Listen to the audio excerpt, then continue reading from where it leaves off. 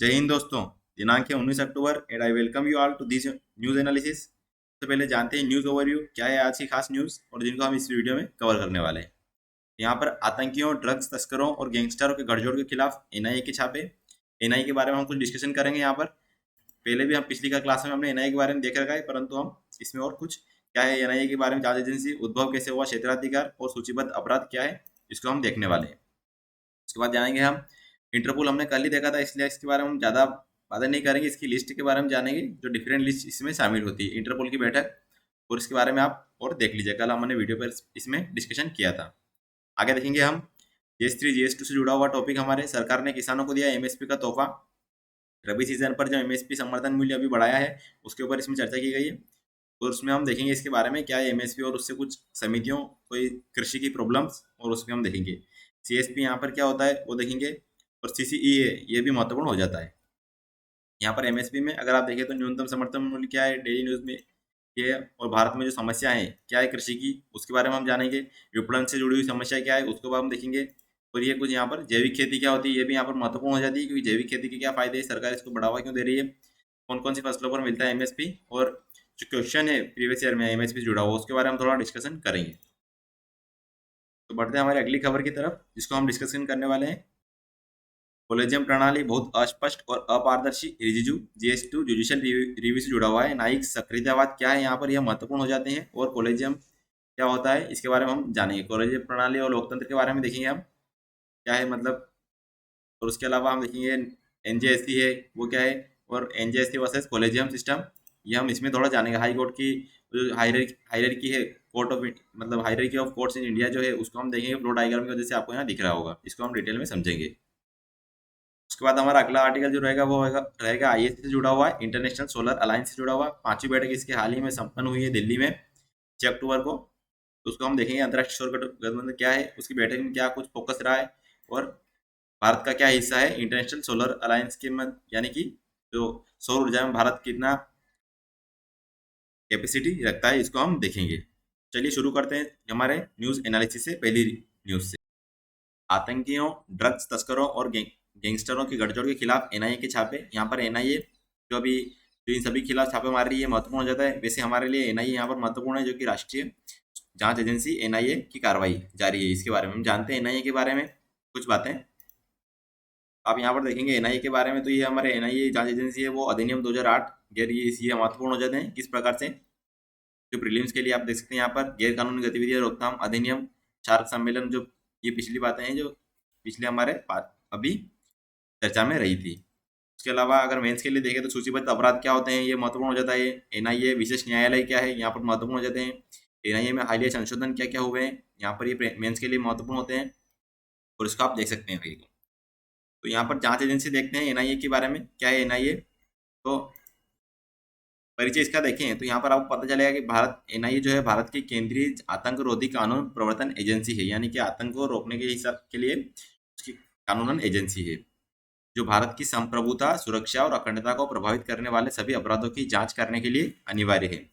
उसमें समाविष्ट क्या है अगर इसको आप जाने तो इसमें दिखेगा आपको विदेशी राज्यों के साथ मैत्रीपूर्ण संबंध, परमाणु और नाभिकीय सुविधाओं के विरुद्ध कार्य, और हथियारों, ड्रग्स और नकली भारतीय मुद्रा की तस्करी तथा सीमाओं के पार से घुसपैठ, इन कार्यों पर ये नजर रखती है और इनके खिलाफ जांच, और इनसे इन जो गलत कार्य होते हैं इनको अपन इनके ऊपर जांच करती है। संयुक्त राष्ट्र इसकी एजेंसियों और अन्य अंतर्राष्ट्रीय संगठनों की अंतर्राष्ट्रीय संधियों, समझौतों, सम्मेलनों एवं प्रस्तावों को लागू करने के लिए अधिनियमित वैधानिक कानूनों के तहत अपराध मतलब इनकी जांचें ये कर सकती है। और जो मतलब इनमें ये जो चारों टॉपिक हमने ऊपर देखे, 4 पॉइंट, ये इसमें समाविष्ट होते हैं। इसका गठबंधन जो है आप देख सकते हैं राष्ट्रीय जांच एजेंसी अधिनियम 2008 के तहत किया गया था, यानी कि 2008 में इसका अधिनियम लाया गया था और उसी के तहत इसको बनाया गया था। एजेंसी को गृह मंत्रालय से लिखित उद्घोषणा के तहत राज्यों से विशेष अनुमति के बिना राज्यों में आतंकवाद से संबंधित अपराधों की जांच करने का अधिकार है, यानी कि राज्यों की अनुमति के बिना भी वहां पर आपराधिक जांचों की, आतंकवादी जो से संबंधित जो अपराध है उनकी जांच कर सकती है। मुख्यालय इसका नई दिल्ली में स्थित है। ये हमारे प्रीलिम्स के लिए महत्वपूर्ण हो सकता है। उसके अलावा एनआईए से जुड़ा अधिनियम भी यहाँ पर महत्वपूर्ण हो जाता है, ये प्रीलिम्स में पूछ लिया जाएगा डायरेक्ट आपसे, चार आपको ऑप्शन देकर, जो कि एक दूसरे से मिलते हुए लग सकते हैं। उद्भव इसका देखेंगे आप यहाँ पर, तो तो मिलेगा आपको कि नवंबर 2008 में 26/11 मुंबई आतंकवादी हमले के मद्देनजर तो जिसने पूरी दुनिया को झकझोर दिया था, तत्कालिक संयुक्त प्रगतिशील गठबंधन सरकार यानी कि यूपीए है हमारा, उस सरकार ने एनआईए की स्थापना का फैसला किया था यूपीए ने। दिसंबर 2008 में जो पूर्व केंद्रीय गृह मंत्री पी चिदम्बरम ने राष्ट्रीय जांच एजेंसी विधेयक पेश किया था। यानी 2008 में जो केंद्रीय गृह मंत्री थे उन्होंने ये पी चिदम्बरम ने, ये कोई ज़्यादा महत्वपूर्ण नहीं हो जाएगा एग्जाम की दृष्टि से, इसको कोई ज़रूरत नहीं। इसके अलावा एजेंसी जो 31 दिसंबर 2008 को अस्तित्व में आई है और 2009 से इसने अपना कामकाज शुरू किया है। अब तक एनआईए ने 447 मामले दर्ज किए हैं। क्षेत्राधिकार देखिए इसका दोस्तों, तो जिस कानून के तहत एजेंसी संचालित होती है वह पूरे भारत में तथा देश के बाहर भारतीय नागरिकों पर भी लागू होता है। यानी कि पूरे भारत में भी लागू होता है और देश के बाहर जो भारतीय नागरिक है, यहाँ पर महत्वपूर्ण हो जाएगा, भारतीय नागरिकों पर लागू होता है। ये ऐसे क्वेश्चन आपसे प्रीलिम्स से पूछेंगे जो कि ट्रिक वाइज, मतलब थोड़ा आपको इसकी जानकारी होनी चाहिए तभी आप इनको कर सकते हैं। वैसे कि आपसे पूछ सकते हैं वहाँ पर कि बाहर के किसी भी नागरिक पर लागू होगा ये जो भारत का नहीं है, तो ऐसा नहीं है। भारतीय नागरिक अगर बाहर चला गया है तो उस पर लागू होगा। सरकारी की सेवा में व्यक्ति जहाँ कहीं भी तैनात है उसके ऊपर लागू होगा। यानी कि सरकार की सेवा में फिर से वही है, अगर एक्सटर्नल मिनिस्ट्री या फिर जो एमओई है उसके हिसाब से अगर बाहर भी लगा है, उस कहीं से भी भारतीय सेवा में है या फिर सरकार की सेवा में है तो भी उस पर लागू होगा ये तैनात है जहाँ पर भी व्यक्ति। भारत में पंजीकृत जहाजों विमानों पर व्यक्ति चाहे वे कहीं भी हो उन सभी पर यह लागू होगा क्षेत्राधिकार। और वे व्यक्ति जो भारत के बाहर भारतीय नागरिक के विरुद्ध या भारत के हित को प्रभावित करने वाला सूचीबद्ध अपराध करते हैं तो उन पर भी यहाँ पर ये लागू होगा। मुख्य रूप से देखा जाए तो ये आतंकवादी विरोधी यहाँ पर कानून है। सूचीबद्ध अपराध कौन कौन से इसके ये देख लेते हैं। अधिनियम के अंतर्गत अपराधों की एक सूची बनाई गई है जिन पर एनआईए जांच कर सकती है और मुकदमा चला सकती है। सूची में कौन कौन से अपराध शामिल है आप देख सकते हैं यहाँ पर। विस्फोटक पदार्थ अधिनियम, परमाणु ऊर्जा अधिनियम, गैर कानूनी गतिविधियां रोकथाम अधिनियम यानी कि यूएपी है हमारा, जो यूएपी इसमें शामिल है। अपहरण रोधी अधिनियम, नागरिक उड्डयन अधिनियम की सुरक्षा के खिलाफ गैर कानूनी अधिनियमों का दमन, शार्क सम्मेलन आतंकवाद का उन्मूलन अधिनियम, यानी शार्क में जो आतंकवाद उन्मूलन जो अधिनियम था वो यहाँ पर शामिल है। इसमें कॉन्टिनेंटल सेल्फ एक्ट पर समुद्री नेविगेशन और फिक्स्ड प्लेटफॉर्म की सुरक्षा के विरुद्ध गैर कानूनी कृत्यों का उन्मूलन यहाँ पर इसमें शामिल है। सामूहिक विनाश के हथियार और उनकी आपूर्ति प्रणाली यानी गैर कानूनी गतिविधियां निषेध यहाँ पर इसमें शामिल है। भारतीय दंड संहिता, इंडियन पिनल कोड, शस्त्र अधिनियम और सूचना प्रौद्योगिकी अधिनियम के तहत कोई अन्य प्रासंगिक अपराध भी इसमें शामिल हो सकते हैं। स्वापक औषधि और मन प्रभावी पदार्थ अधिनियम यहाँ पर इसमें शामिल है।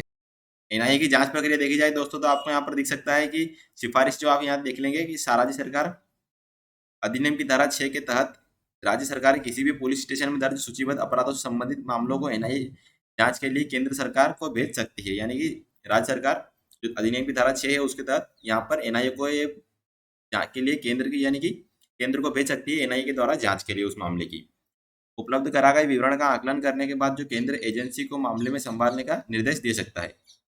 राज्य सरकार को एनआईए को सभी प्रकार की सहायता प्रदान करने की आवश्यकता यहाँ पर होती है। केंद्र सरकार किस प्रकार से कर सकती है उसको देखें तो भारत में जब केंद्र सरकार की राय है कि किए गए अनुसूचित अपराध की जांच अधिनियम के तहत की जानी आवश्यक है तो वह जांच करने के लिए एजेंसी को निर्देश दे सकती है। यानी कि अगर कोई अपराध भारत में ऐसा हुआ है और उसकी जानकारी केंद्र सरकार को है और अगर वह उसको लगता है, केंद्र सरकार को लगता है कि इस जो कृत्य हुआ है या अपराध हुआ है उसकी जांच जो अधिनियम है एनआईए के उनके तहत की जानी आवश्यक है तो केंद्र सरकार एनआईए को निर्देश दे सकती है उसकी जांच के लिए। इस प्रकार भारत में केंद्र सरकार इसकी सिफारिश कर सकती है। उसके अलावा अगर भारत के बाहर देखें आप तो यहाँ पर पता चलेगा कि जब केंद्र सरकार को पता चलता है कि भारत के बाहर किसी भी स्थान पर जहाँ अनुसूचित अपराध किया गया है, जिसकी जानकारी कि यह अनुसूचित अपराध किया गया है, यह अधिनियम लागू होता है। यानी कि यहाँ पर एनआईए के अधिनियम लागू हो सकते हैं और वह एनआईए के मामलों दर्ज कराने और जांच करने का आदेश भी दे सकती है। तो वह यहाँ पर अगर बाहर कुछ ऐसा अपराध होता है एनआईए के अधिनियमों के तहत या फिर जो एनआईए के क्षेत्राधिकार हैं उनके तहत अगर ऐसे कृत्य होते हैं तो उनके तहत एनआईए को यहाँ पर जांच करने के निर्देश दे सकती है केंद्र सरकार। अनुमोदन देखते हैं यहाँ पर तो केंद्र कानूनी मतलब यानी गैर कानूनी गतिविधि रोकथाम अधिनियम यूएपीए 1967 और कुछ अन्य अनुसूचित अपराधों के तहत आरोपी पर मुकदमा चलाने के लिए एजेंसी केंद्र सरकार से मंजूरी मांगती है। इस प्रकार ये इस अधिनियम के तहत और कुछ अन्य अनुसूचित अपराध हैं उनके जो आरोपी हैं उन पर मुकदमा चलाने के लिए केंद्र सरकार से अनुमति मांगती है। यूएपीए की धारा 45 की भाग 2 है, यानी कि 45 के भाग 2 के तहत जो गठित प्राधिकरण है की रिपोर्ट के आधार पर यूएपीए के तहत मंजूरी दी जाती है। अन्य में देखें यहाँ पर तो जो नक्सली समूहों के आतंकी वित्त पोषण पहलुओं से संबंधित मामलों से प्रभावी ढंग से निपटने के लिए एक विशेष वामपंथी उग्रवाद सेल है, यानी कि WLWE यहाँ पर है। और इसमें देखा जाए तो यहाँ पर अगर जांच एजेंसी किसी भी सूचीबद्ध अपराध की जांच करते समय एजेंसी किसी अन्य अपराध की जांच भी कर सकती है यदि अपराध सूचीबद्ध अपराध से जुड़ा है, यानी कि अगर वो किसी अपराध की जांच कर रही है एजेंसी और उसी आतंकी या फिर उस अपराध से कोई दूसरा अपराध या फिर दूसरा अपराध जो पहले हो चुका है या फिर वो उसके साथ हुआ है कहीं पर उसको भी एजेंसी अपनी जांच में शामिल कर सकती है और उसके ऊपर भी जांच कर सकती है अगर अपराध सूचीबद्ध अपराध जो एजेंसी के इसमें है वो उससे जुड़ा हुआ है। तो यहाँ पर जांच के मामलों को एनआईए की विशेष न्यायालय में रखा जाता है। एनआईए का विशेष न्यायालय इन जांचों के मामलों की जो है सुनवाई वगैरह करता है। एनआईए का विशेष न्यायालय क्या है इसको देखें तो अनुसूचित अपराधों के मुकदमों के लिए केंद्र सरकार एनआईए अधिनियम 2008 की धारा 11-22 के तहत एक या अधिक विशेष न्यायालयों का गठन करती है, यानी कि एक से अधिक भी यहाँ पर न्यायालय गठित की जा सकते हैं इस धारा के तहत 11 और 22 के तहत। संरचना देखेंगे आप इसकी तो यहाँ पता चलेगा आपको विशेष न्यायालय की अध्यक्षता एक न्यायाधीश द्वारा की जाती है जिसकी नियुक्ति केंद्र सरकार द्वारा उच्च न्यायालय के मुख्य न्यायाधीश की सिफारिश पर की जाती है। यदि आवश्यक हो तो केंद्र सरकार विशेष न्यायालय में एक या एक से अधिक अतिरिक्त न्यायाधीशों की नियुक्ति भी उच्च न्यायालय के मुख्य न्यायाधीश की सिफारिश पर कर सकती है। यानी कि यहाँ पर आप देख सकते हैं जो विशेष न्यायालय एनआईए द्वारा स्थापित किया जाएगा इस अधिनियम के द्वारा 2008 की धारा 11 और 22 के द्वारा, यहाँ पर एक जो अध्यक्ष होगा न्यायाधीश उसकी सिफारिश कौन करेगा, यानी जो केंद्र सरकार तो उसकी करेगी परंतु मुख्य न्यायाधीश जो होगा उच्च न्यायालय का वो उसकी सिफारिश करेंगे। इसके अलावा अगर आवश्यक होगा वहाँ पर तो वहाँ पर एक से अधिक अतिरिक्त जो न्यायाधीश है उनकी नियुक्ति भी की जा सकती है। उनकी सिफारिश भी कौन करेगा, उच्च न्यायालय के मुख्य न्यायाधीश करेंगे। विशेष न्यायालयों का अधिकार क्षेत्र क्या होगा, यहाँ पर अगर आप देखें तो आपराधिक प्रक्रिया संहिता 1973 के तहत सत्र न्यायालयों को प्राप्त सभी अधिकार विशेष न्यायालयों को भी प्राप्त है, यानी कि सत्र न्यायालय को जो अधिकार प्राप्त होंगे जो विशेष न्यायालय को भी प्राप्त होंगे। और किसी भी विशेष न्यायालय के अधिकार क्षेत्र पर अगर कोई प्रश्न वाली स्थिति आती है तो इसे केंद्र सरकार को संदर्भित किया जाएगा जिसका निर्णय अंतिम होगा, यानी केंद्र सरकार को इसको बताया जाएगा और उसके ऊपर केंद्र सरकार का निर्णय होगा वह अंतिम माना जाएगा। सर्वोच्च न्यायालय किसी विशेष न्यायालय के समक्ष लंबित किसी मामले को उस राज्य के किसी अन्य विशेष न्यायालय को अथवा किसी असाधारण मामले में जहां शांतिपूर्ण न्यायपूर्ण निष्पक्ष और त्वरित सुनवाई संभव नहीं हो किसी अन्य राज्य के विशेष न्यायालय को हस्तांतरित कर सकता है। यानी कि अगर सर्वोच्च न्यायालय को यहाँ पर लगता है कि जो मामला लंबित दिख रहा है विशेष न्यायालय के समक्ष तो वह उस राज्य के किसी अन्य विशेष न्यायालय को भी यह मामला यहाँ पर आप देख सकते हो एक तरीके से हस्तांतरित ट्रांसफर कर सकता है। और उसके अलावा अगर वो चाहे तो अगर मामला शांतिपूर्ण न्यायपूर्ण विशेष निष्पक्ष त्वरित सुनवाई संभव नहीं दिख रही है तो वह किसी विशेष न्यायालय को यानी कि अन्य राज्य के विशेष न्यायालय को भी हस्तांतरित कर सकता है। इसी प्रकार उच्च न्यायालय के पास ये शक्ति है कि वह किसी विशेष न्यायालय के समक्ष जो लंबित किसी मामले को उस राज्य के किसी अन्य विशेष न्यायालय को हस्तांतरित कर सकता है। यानी कि उच्च न्यायालय के पास उसी राज्य में किसी विशेष न्यायालय को हस्तांतरित करने की शक्ति होती है, जबकि सर्वोच्च न्यायालय किसी अन्य राज्य के विशेष न्यायालय में भी इन मामलों को ट्रांसफर कर सकता है। एनआईए जो अधिनियम है उसमें हाल की संशोधन क्या है उसको अगर देखें तो एनआईए को जो 2019 में भारत के बाहर किए गए अपराधों सहित कुछ अपराधों की त्वरित जांच अभियोजन के उद्देश्य से संशोधित किया गया था। संशोधन के 3 मुख्य क्षेत्र कौन से इसको देखें आप तो भारत के बाहर अपराध इसको इसमें शामिल किया गया 2019 के में। मूल अधिनियम एनआईए को भारत में अपराधों की जांच मुकदमा चलाने की अनुमति दी, यानी जो मूल अधिनियम था उसमें तो यही है कि वो भारत में जो अपराध है उनकी जांच करेगा और मुकदमा चलाएगा। परंतु संशोधित अधिनियम ने एजेंसी को अंतर्राष्ट्रीय संधियों और अन्य देशों के घरेलू कानूनों के अधीन भारत के बाहर किए गए अपराधों की जांच करने का अधिकार भी दिया है, यानी कि जो अन्य देश है उनके जो घरेलू कानून है उनके अधीन वहां पर ये जांच कर सकती है। कानून का दायरा बढ़ाया गया है एनआईए का। संशोधन ने जो है एनआईए को निम्नलिखित से संबंधित मामलों की जांच करने की अनुमति दी है। इसमें आप देख सकते हैं मानव तस्करी से संबंधित मामलों की जांच कर सकती है, जाली मुद्रा या नोट बैंक या बैंक नोट, प्रतिबंधित हथियारों का निर्माण या बिक्री, इसमें साइबर आतंकवाद के इसमें जांच कर सकती है, विस्फोटक पदार्थ अधिनियम 1908 यानी एक्सप्लोजिव सब्सटेंसेस एक्ट के तहत अपराधों की जांच ये कर सकती है। इसका दायरा इतना बढ़ाया गया है। विशेष न्यायालय के बारे में थोड़ा और जानते हैं तो 2008 के अधिनियम ने अपराधों की सुनवाई के लिए विशेष न्यायालय का गठन किया। वर्ष के संशोधन ने केंद्र सरकार को अधिनियम के तहत अनुसूचित पदार्थों के परीक्षण हेतु सत्र न्यायालयों को विशेष न्यायालय के रूप में नामित करने की अनुमति दी। इसे विशेष न्यायालय के रूप में नामित करने से पहले केंद्र सरकार को उच्च न्यायालय के उस मुख्य न्यायाधीश से परामर्श करने की आवश्यकता होती है जिसके तहत सत्र न्यायालय कार्य कर रहा है। यानी कि विशेष न्यायालय नामित करने से पहले सबसे जो वहाँ के उच्च न्यायालय के मुख्य न्यायाधीश है उनकी यहाँ पर रजामंदी या यहाँ पर परामर्श की आवश्यकता होगी। इसके अलावा राज्य सरकारें अनुसूचित अपराधों के मुकदमे के लिए सत्र न्यायालय को विशेष न्यायालय के रूप में नामित कर सकती है। जो राज्य सरकार है वह भी यहाँ पर नामित कर सकती है। ये थे कुछ हमारे एनआईए के बारे में पॉइंट्स और फैक्ट जिनको आपको याद रखना है एग्जाम की पर्सपेक्टिव से।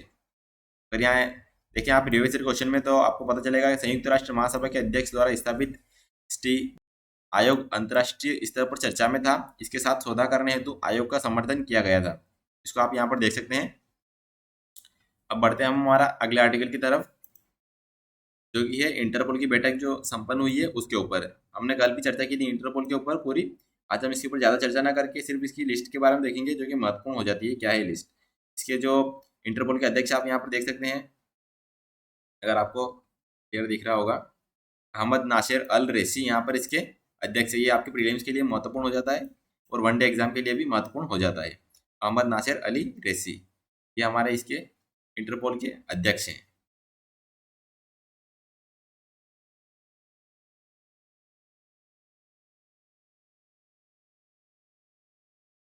जानते हैं हम इंटरपोल के बारे में। इंटरपोल क्या है आप यहाँ देख सकते हैं। यह वर्ष 1923 में सुरक्षित सूचना साझाकरण मंच के रूप में स्थापित किया गया था जो विभिन्न पुलिस बलों से प्राप्त सूचनाओं के संग्रह और प्रसार के माध्यम से दुनिया भर में पुलिस बलों की आपराधिक जांच की सुविधा प्रदान करता है। यानी कि यह एक आप देख सकते हैं इसको इंटरनेशनल पुलिस कहते हैं। यानी कि आप देख सकते हैं इसको इंटरनेशनल पुलिस के रूप में जो कि विभिन्न जो इंटरनेशनल अपराध हैं उनके रूप में जांच के लिए एक दूसरे देशों के समन्वय के बीच में कार्य करता है। इसका मुख्यालय फ्रांस के लियोन में स्थित है। यह भी आप जरूर याद रखिएगा। इसका यह विभिन्न क्षेत्रों में अपराधियों और पुलिस के रडार के तहत आने वाले लोगों की गतिविधियों पर नजर रखता है और उन पुलिस बलों को सुझाव भी देता है जिन्होंने या तो इंटरपोल की सहायता मांगी थी या उसकी राय में उसके पास उपलब्ध विवरणों से लाभान्वित होंगे। इसका उद्देश्य देखिए दोस्तों, तो इसका उद्देश्य आपराधिक पुलिस बलों के बीच जो व्यापक संभव पारस्परिक सहायता को बढ़ावा देना है। इसके इंटरपोल की संरचना देख सकते हैं आप यहाँ पर। इसको मैं उपलब्ध करा दूँ आपको, हमने कल इस पर चर्चा की थी पूरी, इसको आप देख सकते हैं। और इसके नोटिस के बारे में देखेंगे यहाँ पर, तो हम नोटिस देख लेते हैं एक बार फिर से। इसके रेड नोटिस जारी करती है जो कि वांटेड पर्सन के लिए होता है। यहाँ पर आप देख सकते हैं जो लाल नोटिस है अपना रेड नोटिस वो वांछित अपराधियों के लिए।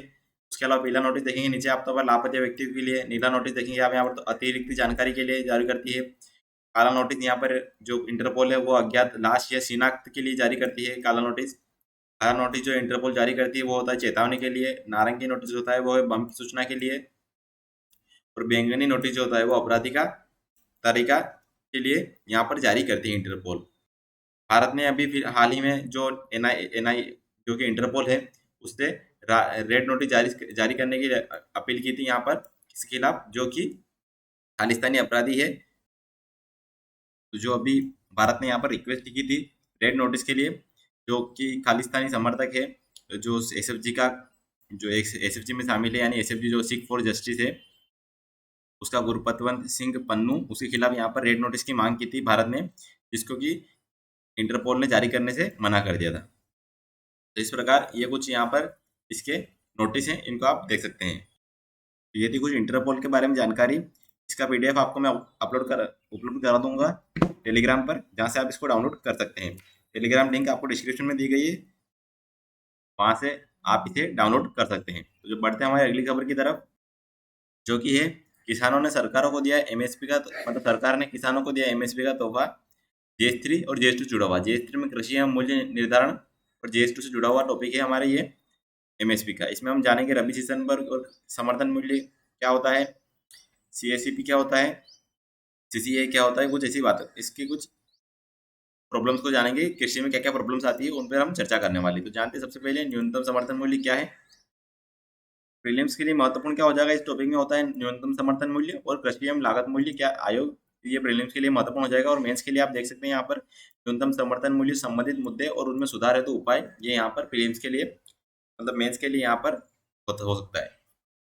यहाँ पर आप देखेंगे प्रमुख बिंदु, तो न्यूनतम समर्थन मूल्य एमएसपी वह दर है जिस पर सरकार किसानों से फसल खरीदती है और यह किसानों की उत्पादन लागत से कम 1.5 गुना अधिक होती है। यानी कि जो किसानों ने उत्पादन करने में जो लागत आई है उसको टोटल कॉस्ट उससे कम से कम 1.5 गुना अधिक होना मतलब होती है ये।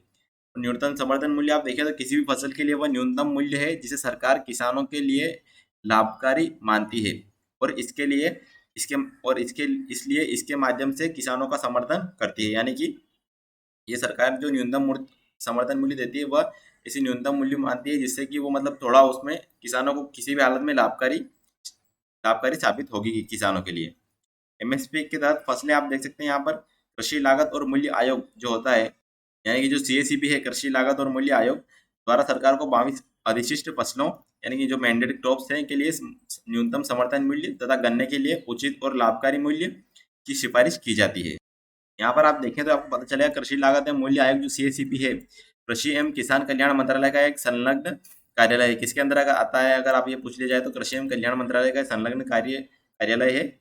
और अधिशिष्ट फसलों में 14 खरीफ की फसलें, 6 रबी की फसलें और 2 अन्य वाणिज्यिक फसलें शामिल है।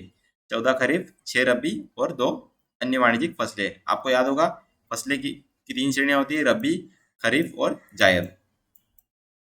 इसके अलावा लाही और नारियल के न्यूनतम समर्थन मूल्यों यानी एमएसपी जो है का निर्धारण भी क्रमशः सरसों और सूखे नारियल के न्यूनतम समर्थन मूल्यों के आधार पर किया जाता है।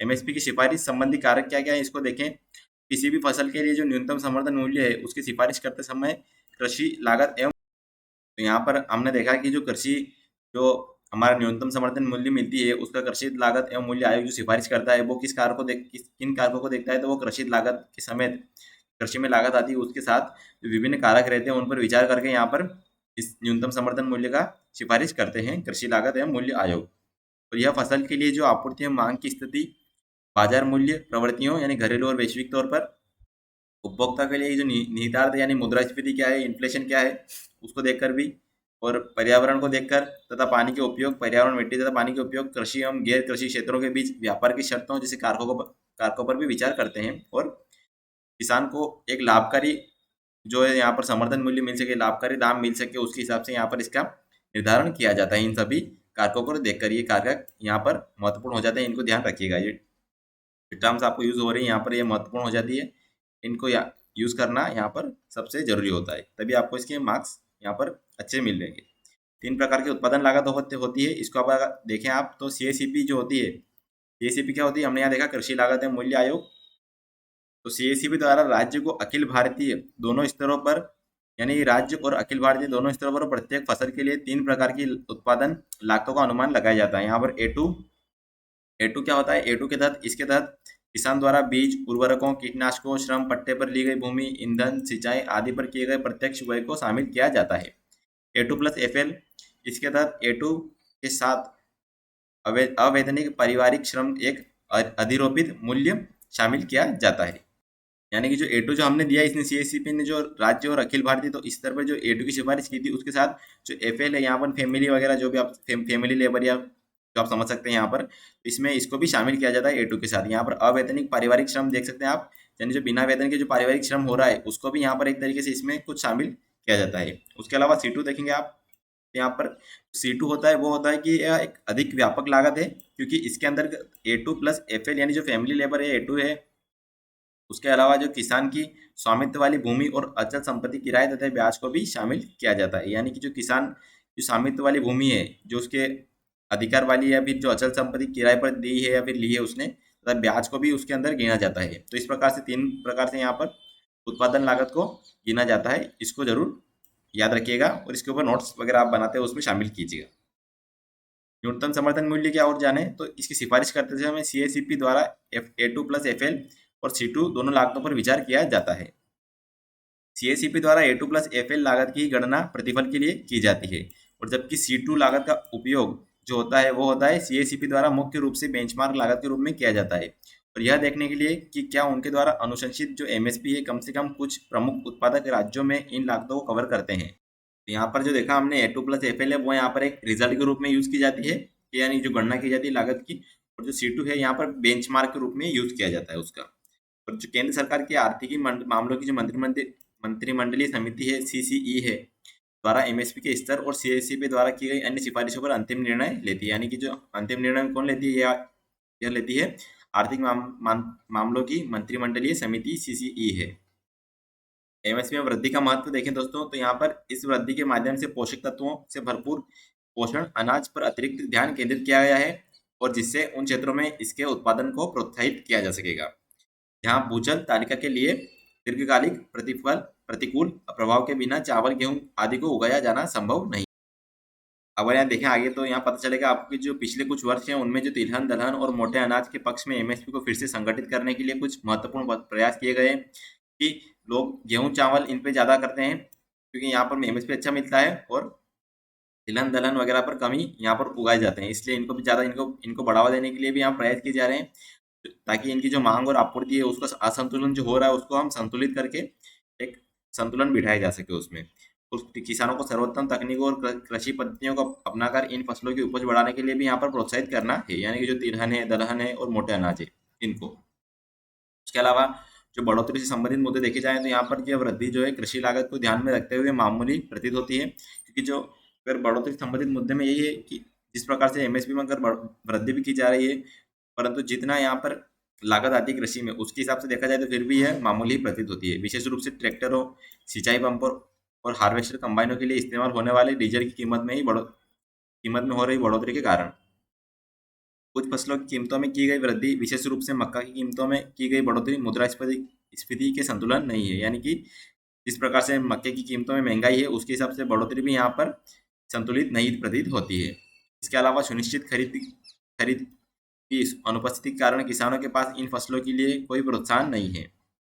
यह घोषणा ऐसे समय में हुई है जब किसान संघ किसानों के लिए सभी फसलों हेतु MSP की गारंटी देने और 3 विवादास्पद ये कृषि कानूनों की ये हमारा पुराना मामला हो जाता है, इसको अभी हम नहीं देखते हैं। यहाँ पर MSP संबंधित मुद्दे देखते हैं तो यहाँ पर MSP के साथ प्रमुख समस्या गेहूं और चावल को छोड़कर सभी फसलों की खरीद के लिए सरकारी मशीनरी की कमी है। गेहूं और चावल को भारतीय खाद्य निगम PDS के तहत सक्रिय रूप से खरीदता है, क्योंकि कई राज्य सरकारें पूर्ण अनाज की खरीद करती है। ऐसे राज्यों में किसानों को अधिकतम लाभ होता है, जबकि कम खरीद करने वाले राज्यों के किसान प्रायः प्रतिकूल रूप से प्रभावित होते हैं, यानी कि जहाँ राज्य सरकारें ज़्यादा खरीद करती हैं वहाँ के किसानों को ज़्यादा फायदा होता है, परंतु जिस राज्य में खरीद कम होती है वहाँ पर किसानों पर इसका प्रतिकूल प्रभाव दिखता है। MSP आधारित खरीद प्रणाली बिचौलियों, कमीशन एजेंटों और AMPC अधिकारियों पर भी निर्भर होती है, क्योंकि जिससे छोटे किसानों तक पहुँचना मुश्किल हो जाता है। समाधान क्या है इसका, अगर इसको देखें तो CSCP ने वर्ष 2018-19 के खरीफ विपणन सत्र के लिए अपनी मूल्य नीति रिपोर्ट में किसानों को MSP पर बेचने के अधिकार प्रदान करने वाला एक कानून बनाने का सुझाव दिया था, और ऐसे किसानों को प्रोत्साहित करने हेतु आवश्यक है। सरकार को कृषि और पशुपालन को बढ़ावा देना चाहिए, यानी पशुपालन को भी यहाँ पर बढ़ावा देना चाहिए, और इससे लोगों द्वारा प्रोटीन, विटामिन, खनिज और फाइबर से भरपूर खाद्य पदार्थों का सेवन किया जा सके। यानी कृषि में जो अन्य फसलें उनको बढ़ावा देना पड़ेगा और पशुपालन को भी यहाँ पर बढ़ावा देना पड़ेगा। ऐसा करने का सही तरीका यह है कि धान और गेहूं के MSP को फ्रीज कर दिया जाए, यानी रोका जितना है, और उनकी खरीद को प्रति किसान 10-15 क्विंटल प्रति एकड़ पर सीमित कर दिया जाए। यानी धान और जो गेहूं है उनकी खरीद को यहाँ पर सीमित करना पड़ेगा और अन्य फसलों को यहाँ पर बढ़ावा देना पड़ेगा। ये था MSP। अब जानते हैं हम जो भारत में कृषि क्षेत्र से संबंधित मुद्दे उनको हम थोड़ा देख लेते हैं और इसके बारे में थोड़ा डिस्कशन कर लेते हैं। तो हम जानते हैं कृषि क्षेत्र से जो संबंधित मुद्दे या फिर समस्याएं क्या है कृषि क्षेत्र में, उसको हम थोड़ा जानते हैं दोस्तों क्या है, तो उसको आप ताकि आपका रिवीजन हो जाएगा। हालांकि ये आपके JS फाउंडेशन का पूरा है, इसको आपको JS में कवर करना है, फिर भी हम इस पर थोड़ा देख लेते हैं क्या क्या इसके हेडिंग देख लेते हैं क्या क्या इसमें समस्याएं होती है। यानी कृषि भूमि का आकार यहाँ पर एक इस प्रकार से यहाँ पर जो एक समस्या है भारत में, तो इसमें घटता क्षेत्र की जो कृषि भूमि का आकार है वो जिस प्रकार जनसंख्या बढ़ रही है इस प्रकार से यहाँ पर जो कृषि भूमि का आकार है वो भी घट रहा है, तो वो एक समस्या बनती जा रही है। जोत इकाइयों की संख्या में वृद्धि हो रही है, जोत इकाइयाँ हैं उनकी संख्या में वृद्धि तो हो रही है, परंतु जो क्षेत्र घट रहा है उसकी वजह से उत्पादकता में कमी आ रही है, और जो इसलिए यहाँ पर ये समस्या के रूप में दिखाई दे रही है। तो किसानों का जो औसत जोत के आकार में कमी आई है, जो कि 1.2 हेक्टेयर से घटकर 1.0 हेक्टेयर के लगभग हो गई है, ऐसा यहाँ पर रिपोर्ट का मानना है। बलपूर्वक विक्रय होता है। बलपूर्वक विक्रय क्या होता है, क्योंकि अगर छोटी जोत है आपके पास और आपका उत्पादन कम हुआ है तो उत्पादन भी काफ़ी कम होता है, और जिसके कारण जो छोटे और सीमांत किसान हैं उनको मजबूरन अपनी उपज बेचने के प्रति संवेदनशील हो जाते हैं। आधुनिक तकनीक तक पहुंच का अभाव होता है। भारत के विशाल ग्रामीण क्षेत्र के जो छोटे उद्योगधारक हैं उनके पास जो नई तकनीक और प्रथाओं का पहुंचना और उन्हें आधुनिक इनपुट तथा आउटपुट बाजारों के साथ एकीकृत करना वर्तमान में भारत के कृषि क्षेत्र के लिए एक बड़ी चुनौती है। किसानों की तुलना में खेत में मजदूरों की संख्या अधिक संख्या किसान आमतौर पर खेत का मालिक होता है, जबकि एक खेत पर कई मजदूर और मजदूर भी होते हैं, कर्मचारी और मजदूर। कई क्षेत्र में रोजगार है। श्रम ब्यूरो के हालिया अनुमानों के मुताबिक जो भारत का 45% कार्यबल कृषि में कार्यरत है, यानी कि आप देख सकते हैं अगर ये 45% कार्यबल जो है इनमें बहुत सारे ऐसे व्यक्ति हैं जो वहाँ पर मतलब कि जो प्रच्छन्न बेरोजगारी के रूप में लगे हुए। प्रच्छन्न बेरोजगारी आपको पता होगा, उसको आपने पढ़ा होगा। ये आपके यानी कि अगर ये ऐसी बेरोजगारी होती है जहाँ पर मतलब कोई श्रमिक कार्य तो करता है परंतु उसकी वहाँ पर जो उसकी जो कार्य करने की जो वहाँ पर क्षमता होती है या फिर उसको मानते उसकी जो लागत आती है वो कुछ नहीं होती, यानी कि उसके पास कार्य नहीं होता इसलिए वो वहाँ पर कार्य करता है। तो एक तरीके से अगर वो उस कार्य को ना करे तो भी उसमें कोई खासा अंतर नहीं दिखाई देगा, जबकि अगर वो दूसरे कार्य को करेगा तो उसकी जगह उसको और फायदा होगा यहाँ पर, और जो उसकी जो क्षमता है उसका दूसरी जगह उपयोग किया जा सकता है। तो इस प्रकार से यहाँ पर जो बहुत सारे व्यक्ति यहाँ पर प्रचंड बेरोजगारी में कृषि में लगे हुए हैं। कृषि क्षेत्र में मजदूर बहुत ज़्यादा जो है वो 55% के लगभग कृषि मजदूर हैं, यहाँ पर देख सकते हैं आप। मजदूरों के लिए सहायता का अभाव है यहाँ पर। इसके अलावा बीज, कीट, उर्वरक, कीटनाशक, कृषि यंत्र, सूक्ष्म सिंचाई, भूमि विकास सहायता आदि जैसे सभी लाभ केवल उन लोगों को प्राप्त है जो खेत पर अपना मालिकाना हक साबित कर सकते हैं। तो यहाँ पर भी ये एक समस्या दिखाई देती है, क्योंकि जो मजदूर है उनको यहाँ पर फिर से इन जो लाभ मिल रहे हैं उनका यहाँ पर कोई फायदा नहीं होता है। कृषि क्षेत्र में निवेश में कमी यहाँ पर यह भी महत्वपूर्ण हो जाता है कि यह भी एक समस्या के रूप में दिखाई देती है। जो सार्वजनिक निवेश में बढ़ोतरी यद्यपि हो रही है कृषि में, परंतु जो ये बढ़ोतरी है इस क्षेत्र के विकास की गति को बनाए रखने के लिए अपर्याप्त मतलब पर्याप्त नहीं है और अपर्याप्त है। सब्सिडी और इससे संबंधित मुद्दे भी हैं। कृषि क्षेत्र के लिए मंजूर की गई अधिकांश सब्सिडी व्यवसाय को दी जा रही है। यहाँ पर ये हो जाता है जो खाद्य प्रसंस्करण इकाइयाँ हैं और कोल्ड चेन परियोजनाओं को दी जाने वाली सब्सिडी इसका मुख्य उदाहरण है। तो खाद्य यहाँ पर आप देख सकते हैं खाद्य प्रसंस्करण इकाइयाँ और कोल्ड चेन। अंतर्राष्ट्रीय जो है आर्थिक संबंध अनुसंधान परिषद के आर्थिक सहयोग और विकास संगठन ICRIER OECD की रिपोर्ट के मुताबिक विपणन संबंधी प्रतिगामी नीतियों और भंडारण, परिवहन आदि संबंधित बुनियादी ढांचे की कमी के कारण किसानों के समर्थन में ढेर सारी योजनाएं होने और उन्हें सब्सिडी देने के बावजूद भारतीय किसानों को प्रायः नुकसान का सामना करना पड़ता है। तो आप देख सकते हैं यहाँ पर किन कारणों से होता है। प्रतिगामी नीतियाँ यानी कि जो और भंडारण, परिवहन आदि से संबंधित बुनियादी ढांचे की कमी के कारण। न्यूनतम समर्थन मूल्य और संबंधित मुद्दे क्या है। चयनात्मक खरीद होती है, यानी कि 23 फसलों के लगभग इन पर सब्सिडी दी जाती है। MSP दरों में स्थिरता है, हालांकि कुछ बढ़ोतरी हो रही परंतु इस प्रकार से रेसेशन हो रहा है, महंगाई है, मुद्रास्फीति है, उससे यहाँ पर आप देख सकते हैं ये MSP की दरें यहाँ पर फिर भी किसान के लिए एक तरीके से लाभ का सौदा ज़्यादा नहीं होती है। आसमान असमान पहुँच है, किसी राज्य में ज़्यादा तो किसी राज्य में कम है। किसी राज्य में क्योंकि खरीदी जो होती है MSP पर वो अलग अलग राज्य में अलग अलग मात्रा में की जाती है। अवैज्ञानिक अभ्यास कहा जा सकता है इसको, क्योंकि कृषि क्षेत्र में अवैज्ञानिक अभ्यास को बढ़ावा देता है जिसके तहत कृषि में प्रयोग होने वाले जो संसाधन है जैसे मिट्टी और भूमिगत जल पर काफ़ी अधिक दबाव होता है, यानी कि इससे भूमि और जो भूमिगत जल है और मिट्टी उस पर दबाव ज़्यादा हो जाता है। ये कुछ इसमें समस्याएं थी कृषि से जुड़ी हुई। इसके अलावा भी अन्य समस्याएं उसको आप ये इसमें अपने कवर कर सकते हैं। जानते हैं हम जैविक खेती के बारे में। जैविक खेती क्या है जिसको सरकार अभी बढ़ावा देने की कोशिश कर रही है, और परंपरागत कृषि विकास योजना क्या है इसमें उसको हम थोड़ा जान लेते हैं। यहाँ पर इसके फायदे क्या है हम मुख्य रूप से इनको देखते हैं। इसको मैं आपको भी PDF में अपलोड भी करवा दूंगा। देखते हैं दोस्तों जैविक खेती के फायदे क्या होते हैं। हम पहले ये देखते हैं जैविक खेती के फायदे क्या होते हैं। यहाँ पर आप इन सबको पढ़ सकते हैं। जैसे हालांकि ये अभी हालांकि अभी के मामले नहीं है इसलिए इनको कोई बात नहीं, आप देख सकते हैं PDF में देख सकते हैं। और जरूरी इसके हम फायदे देख लेते हैं ताकि हमको पता चलेगा जैविक खेती के फायदे क्या है और किस लिए सरकार इसको बढ़ावा दे रही है। यहाँ पर आप देखेंगे तो जैविक खेती जो है दोस्तों वो कृषि की वह विधि है जिसमें संश्लेषित उर्वरकों, संश्लेषित कीटनाशकों, कीटनाशी, कवकनाशी, जीवाणुनाशी, शाकनाशी और कृत्रिम वृद्धि नियामकों का प्रयोग सर्वथा वर्जित रहता है। यानी कि जो कीटनाशक है उनका प्रयोग इसमें हम नहीं करते हैं, जो कि सिंथेटिक या फिर फर्टिलाइजर वगैरह आप उनको कह सकते हैं, जो पेस्टिसाइड्स होते हैं उनका उपयोग। साथ ही जो ट्रांसजेनिक है यानी कि फसलों तथा उनकी किस्मों का प्रयोग भी वर्जित होता है। यहाँ बाह्य निवेशों का न्यूनतम प्रयोग एवं फार्म पर उत्पादित निवेशों का अधिकतम प्रयोग किया जाता है। जैविक खेती से दोस्तों फसल, मानव, मृदा और पर्यावरण स्वास्थ्य एवं वृद्धि एवं टिकाऊपन आता है। यानी कि वृद्धि होती है और टिकाऊपन भी इससे आता है।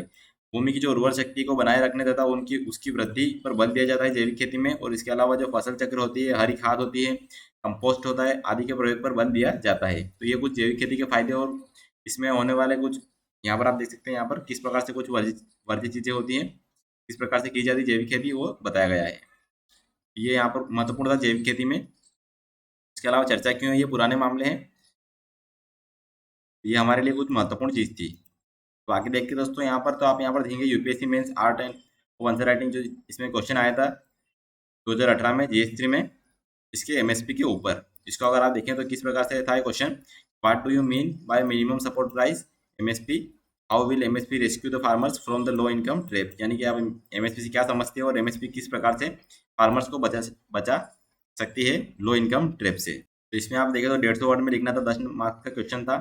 यहाँ पर जो मिस्टेक्स करते हैं वो यहाँ पर देख सकते हैं आप, जो क्रिटिकली एग्जामिन कर सकते हैं आप यहाँ पर। तो यहाँ तो आपको बताना है किस प्रकार से एमएसपी बचा सकती है, आपको यहाँ पर क्रिटिकली रूप से नहीं बताना है ठीक से, यानी कि आलोचना यहाँ पर नहीं करनी है। आपको यहाँ पर बताना है कि एमएसपी क्या है और वो किस प्रकार से यहाँ पर फार्मर का रेस्क्यू कर सकती है। और उसमें आप कुछ हो सकता है उसमें जरूर ये दिखा सकते हैं कि कुछ जो कारण उसके जो उसे सावधानियां बता सकते हैं कि इसमें सावधानियां रखनी चाहिए, फिर इनको सुधार कर सकते हैं।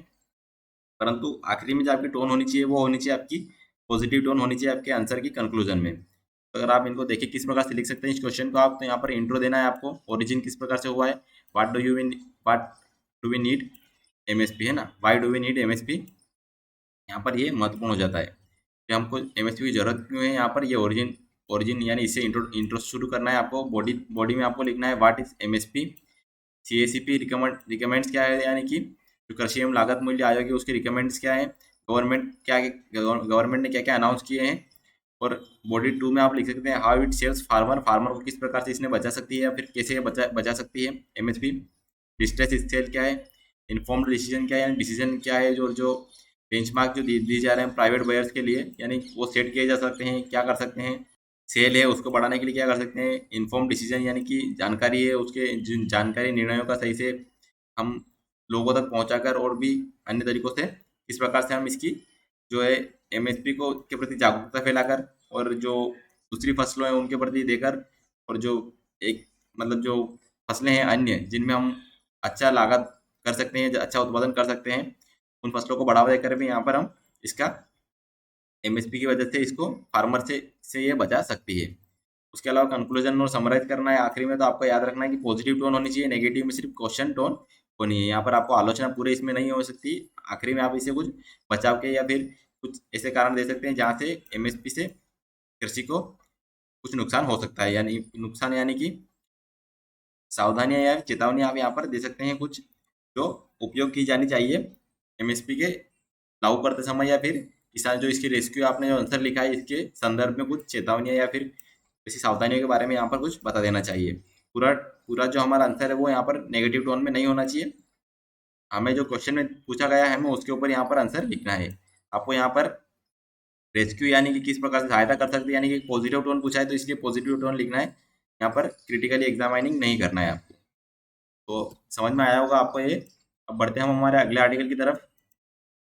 कोलेजियम प्रणाली बहुत अस्पष्ट और अपारदर्शी रिजिजू, ये टॉपिक जीएस2 जुडिशियल रिव्यू से जुड़ा हुआ है, से जुड़ा हुआ। यहाँ पर इसका बैकग्राउंड हो सकता है हमारे कोलेजियम प्रणाली क्या है और उसके बारे में हम जानेंगे यहाँ पर कोलेजियम प्रणाली के बारे में। इसमें आप देख सकते हैं न्यायिक सक्रियतावाद क्या है, यहाँ पर यह भी हम देखेंगे। सबसे पहले देखते हैं न्यायिक सक्रियतावाद क्या है। अब यहाँ देखिए न्यायिक सक्रियतावाद यानी जुडिशियल एक्टिविज्म, इसको नागरिकों के अधिकारों के संरक्षण और समाज में न्याय को बढ़ावा देने में न्यायपालिका द्वारा निभाई गई सक्रिय भूमिका को दर्शाती है। दूसरे शब्दों में अगर देखा जाए तो इसका तात्पर्य यह होता है कि न्यायपालिका द्वारा सरकार के अन्य दो अंगों यानी विधायिका और कार्यपालिका यहाँ पर को उनके संवैधानिक कर्तव्यों के निर्वहन के लिए बाध्य करने की मुखर भूमिका से है। न्यायिक सक्रियता को न्यायिक गतिशीलता के रूप में भी जाना जाता है और न्यायिक संयम का विरोधी है, जिसका अर्थ है न्यायपालिका द्वारा नियंत्रित आत्म नियंत्रण। अर्थ के रूप में देखा जाए तो न्यायिक सक्रियता न्यायिक शक्ति का प्रयोग करने का एक तरीका है जो न्यायाधीशों के सामान्य रूप से प्रगतिशील और न्यायिक सामाजिक नीतियों के पक्ष में न्यायिक मिसाल के लिए कड़ाई से पालन करने के लिए करता है। यानी कि अगर आप देखते होंगे न्यूज़ में कि कभी कभी न्यायालय सरकार को और कार्यपालिका को यहाँ पर मतलब कार्यपालिका और विधायिका को यहाँ पर कुछ बाध्य करती है या फिर यहाँ पर आदेश दे सकती है कि आप ये कार्य करिए, या फिर कोई गलत कार्य होती है, गलत निर्णय होता है सरकार द्वारा, तो सरकार द्वारा और जो विधायिका द्वारा, तो उसके ऊपर भी यहाँ पर जो न्यायपालिका है वो अपना रिव्यू देती है, या फिर अगर कोई सी ऐसी पिटीशन दायर होती है, याचिका दायर होती है, तो उसके ऊपर जो न्यायपालिका जो उनके अधिकार में और उनको अधिकार क्षेत्र में है कार्यपालिका और विधायिका के, उनको भी यहाँ पर संवैधानिक कर्तव्यों के निर्वहन के प्रति बाध्य करने के लिए मुकर होती सामने दिखाई देती है, जिस कारण इसको न्यायिक सक्रियता इसको कहा जाता है। यानी कि जो सरकार को मतलब यानी कि विधायिका और कार्यपालिका जो उनके संवैधानिक कर्तव्य है उनके निर्वहन के प्रति जो बाध्य कर सकती है न्यायपालिका, उसको न्यायिक सक्रियता के रूप में जाना जाता है।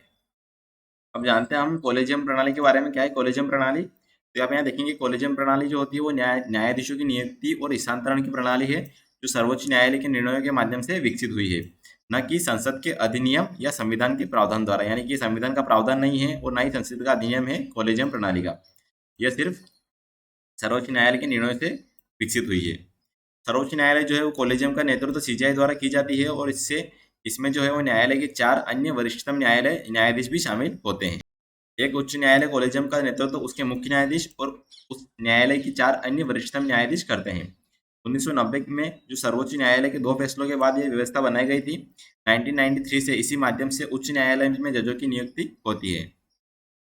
सर्वोच्च न्यायालय तथा उच्च न्यायालयों में जो जजों की नियुक्ति तथा तबादलों का फैसला भी कॉलेजियम ही करता है। यानी कि जो नियुक्ति होती है जजों की और तबादले होते हैं उनका फैसला भी कौन करता है? कॉलेजियम। उच्च न्यायालयों के जो कौन से जज पदोन्नत होकर सर्वोच्च न्यायालय जाएंगे, यह फैसला भी कॉलेजियम ही करता है। कॉलेजियम की सिफारिशें प्रधानमंत्री राष्ट्रपति को भेजी जाती है और उनकी मंजूरी के मिलने के बाद ही नियुक्ति की जाती है। यहाँ पर हालांकि इसमें संवैधानिक जो है वो प्रावधान नहीं है, परंतु इसके जो नियुक्ति के संबंध में प्रावधान यहाँ पर कुछ दे रखे हैं, जिसमें पता चलेगा कि जो अनुच्छेद 124 का भाग 2 है उसमें यह प्रावधान है कि जो सर्वोच्च न्यायालय के न्यायाधीश है, सर्वोच्च नियुक्ति है, और राज्यों के उच्च न्यायालय के जो न्यायाधीशों की नियुक्ति है उसमें उनकी इतनी संख्या जिसे राष्ट्रपति इस प्रयोजन के लिए आवश्यक समझे, यानी इतने न्यायाधीशों की संख्या जिसे राष्ट्रपति जो उचित समझता है, उनसे परामर्श के बाद राष्ट्रपति द्वारा की जा सकती है इन न्यायाधीशों की नियुक्ति। इसके अलावा अनुच्छेद 217 के अनुसार आप देखें तो उच्च न्यायालय के न्यायाधीशों की नियुक्ति राष्ट्रपति द्वारा सीजीआई और राज्य के राज्यपाल से की जाएगी, और मुख्य न्यायाधीश के अलावा किसी अन्य न्यायाधीश की नियुक्ति के मामले में उच्च न्यायालय के मुख्य न्यायाधीश से भी परामर्श किया जाएगा।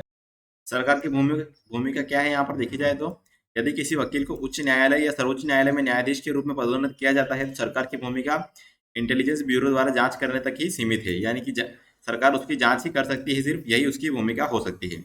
यह कॉलेजियम की पसंद के बारे में आपत्तियां उठा सकता है और स्पष्टीकरण भी मांग सकता है, लेकिन अगर कॉलेजियम उन्हीं नामों को दोहराता है तो सरकार संविधान पीठ के फैसलों के तहत उन्हें न्यायाधीश के रूप में नियुक्त करने के लिए बाध्य है। यानी कि एक बार सरकार इसको मना कर सकती है, परंतु अगर दूसरी बार फिर से कॉलेजियम उनकी सिफारिश करता है तो सरकार उन्हें न्यायाधीशों के रूप में नियुक्त करने के लिए बाध्य होती है।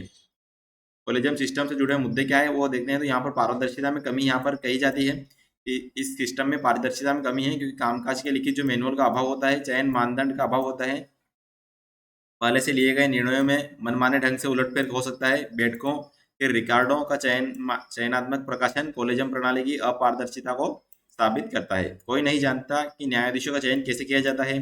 इस प्रकार की नियुक्तियों ने औचित्य, आत्मचयन और भाई भतीजावाद जैसी चिंताओं को जन्म दिया है।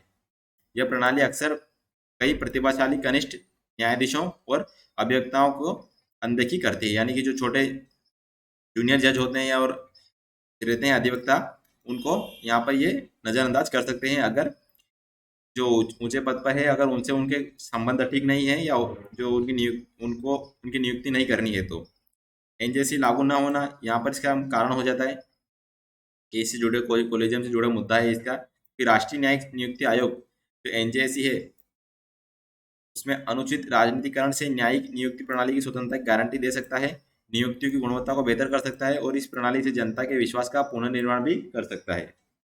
सर्वोच्च न्यायालय ने वर्ष 2015 में इस फैसले को इस आधार पर रद्द कर दिया था कि इससे न्यायपालिका की स्वतंत्रता को खतरा है। जानते हैं राष्ट्रीय न्यायिक नियुक्ति आयोग के बारे में। तो राष्ट्रीय केंद्र सरकार ने जो सर्वोच्च न्यायालय और उच्च न्यायालयों में नियुक्ति तथा स्थानांतरण के लिए जो राष्ट्रीय न्यायिक नियुक्ति आयोग है उसका अधिनियम बनाया था, जिसे सर्वोच्च न्यायालय में चुनौती दी गई थी। 2015 में सर्वोच्च न्यायालय ने इस अधिनियम को यह कहते हुए असंवैधानिक करार दिया था कि राष्ट्रीय न्यायिक नियुक्ति आयोग अपने वर्तमान स्वरूप में न्यायपालिका के कामकाज में हस्तक्षेप है। उल्लेखनीय यहाँ पर यह बात है कि शीर्ष जो न्यायपालिका होती है में न्यायाधीशों की नियुक्ति की कोलेजियम प्रणालियों की व्यापक पारदर्शिता लाने की बात लंबे समय से होती रही है।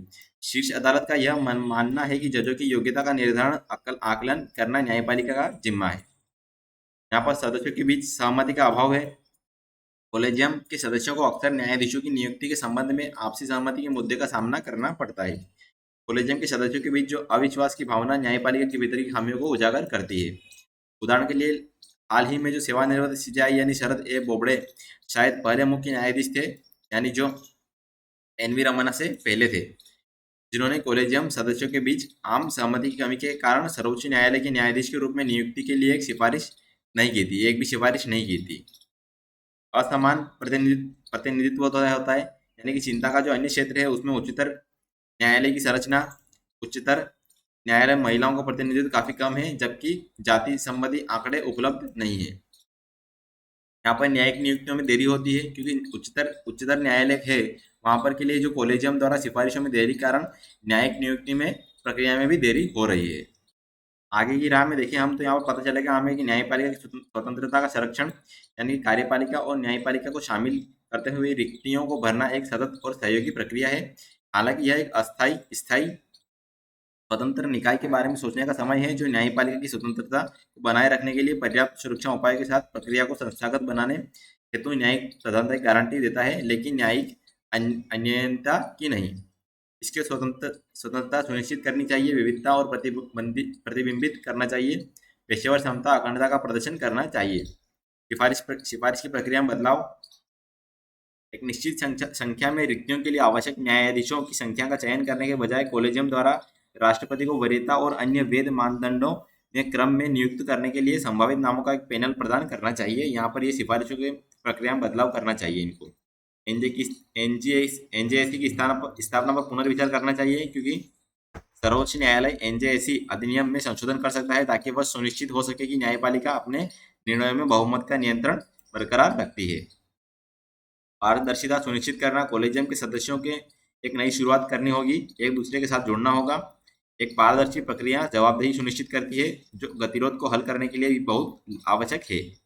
कुछ नामों पर व्यक्तिगत मतभेद होते रहेंगे, लेकिन इस बात का ध्यान रखा जाना चाहिए कि न्याय देने की संस्थागत अनिवार्यता प्रभावित न हो।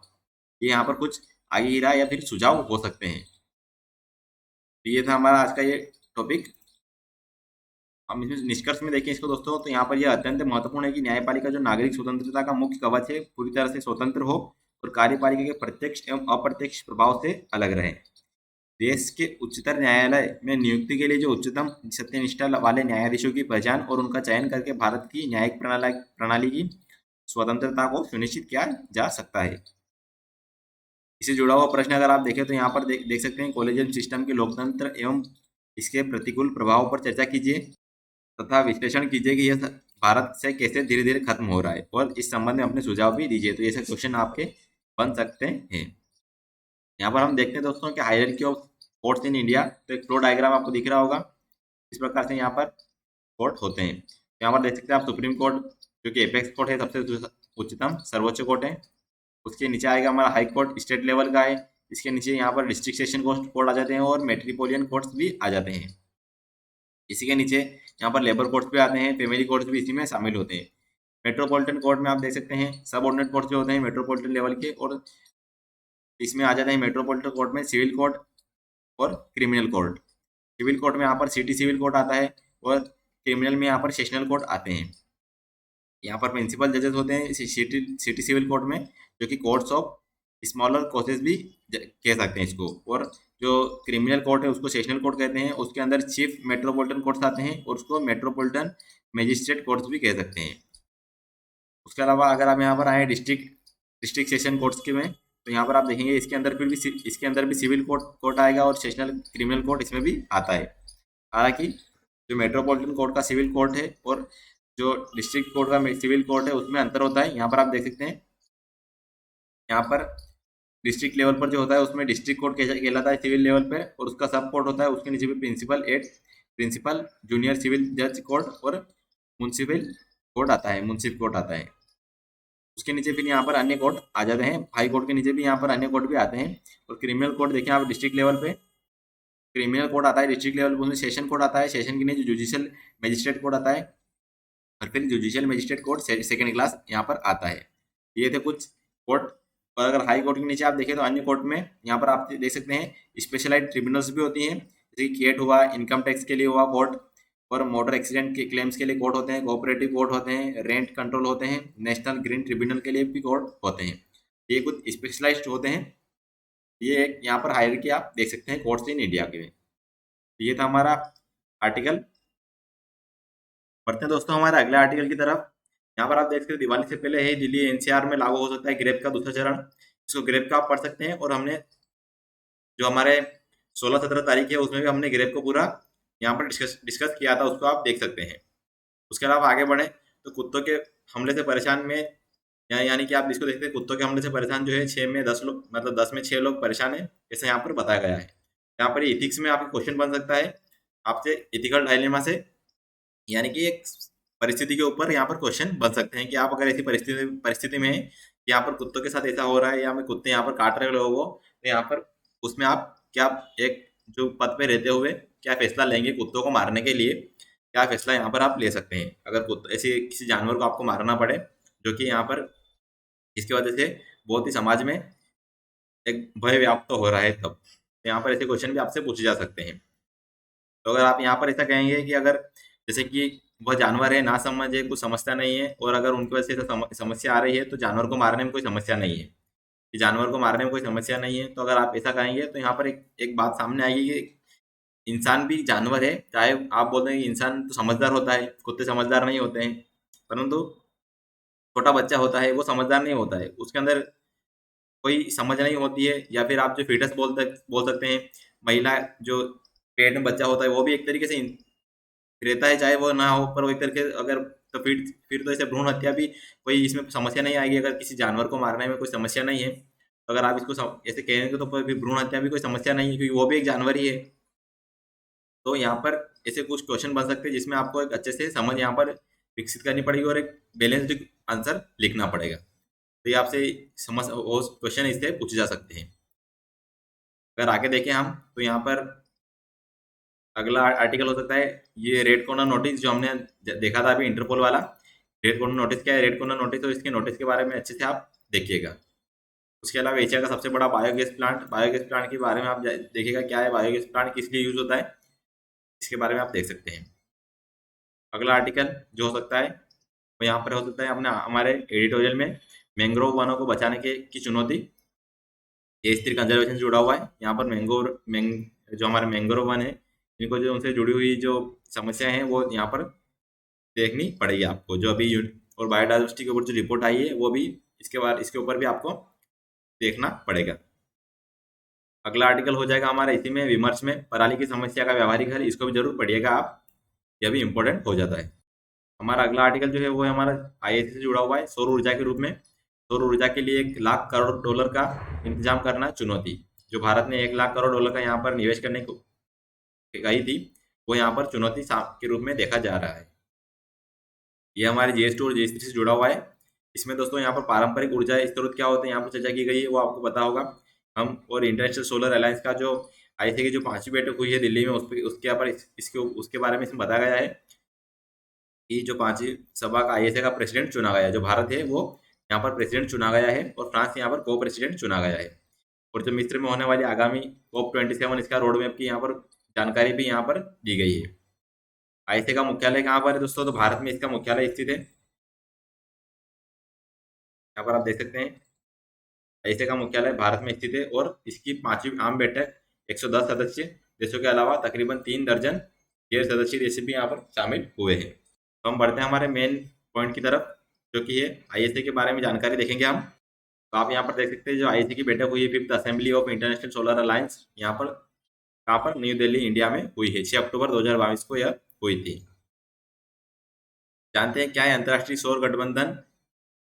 यहाँ पर ये प्रीलिम्स के लिए महत्वपूर्ण हो जाता है। अंतर्राष्ट्रीय जो संयुक्त राष्ट्र महासभा है और अंतर्राष्ट्रीय सौर गठबंधन यहाँ पर प्रीलिम्स के लिए महत्वपूर्ण हो जाते हैं, और मेंस के लिए सौर ऊर्जा का महत्व और इस संदर्भ में सरकार द्वारा किए गए प्रयास महत्वपूर्ण हो जाते हैं। चर्चा में क्यों है यह देखते हैं।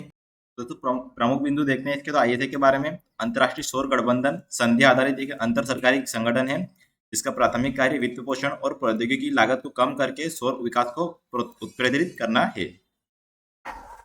अंतर्राष्ट्रीय सौर गठबंधन यहाँ पर one sun one world one grid को लागू करने हेतु नोडल एजेंसी की है, जिसका उद्देश्य एक विशिष्ट क्षेत्र में उत्पन्न सौर ऊर्जा को किसी दूसरे क्षेत्र के बिजली की मांग को पूरा करने के लिए स्थानांतरित करना है। यानी कि ऐसी बिजली जहाँ पर वो उत्पादित तो दूसरी जगह हो रही, पर उसको जहाँ पर उसकी मांग है वहां पर उसको स्थानांतरित करना इसकी एक यहाँ पर कार्य है। तो इस प्रकार से एक सन यानी कि वन सन वन वर्ल्ड और वन ग्रिड के माध्यम से यहाँ